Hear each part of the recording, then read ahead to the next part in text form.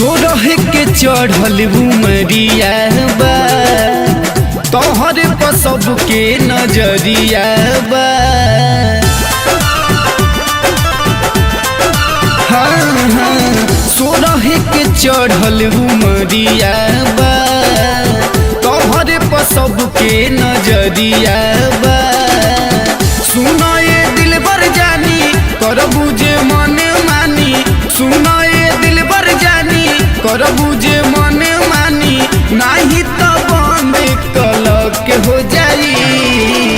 दू गो कबूल भर न बनई हो न तो तोहर जवानी बलक हो जाई। हाय दू गो कबूल भर न बनई हो न तो तोहर जवानी बलक हो जाई।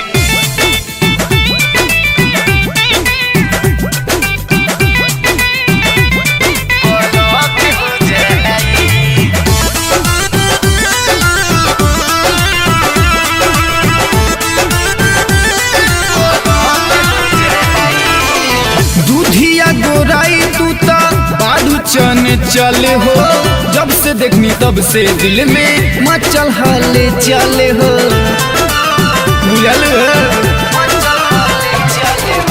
दूधिया गोराई तू तो बादू चन चले हो, जब से देखनी तब से दिल में मचल हले चले हो। ऐसे जे चला बूता रंग रूप बदला बूता, ऐसे जे चला बूता रंग रूप बदला बूता, घरवा में तहरा तो शक हो जाई।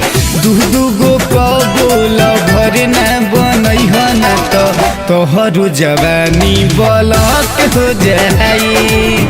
दू गो कबूल भर न बनई हो न तो तोहर जवानी बलक हो जाई।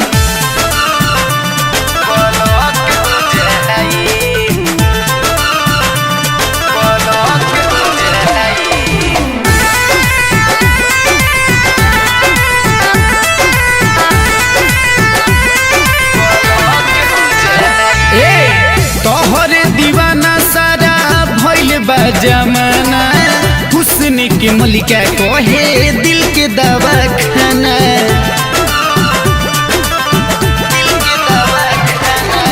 तोहरे दीवाना सारा भइल बा जमाना, हुस्न के मलिका कहे दिल के दवाखाना।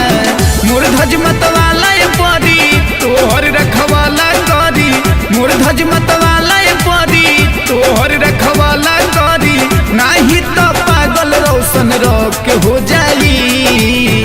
दू गो कबूल भर न बनई हो न तो तोहरो जवानी बलक हो जाई।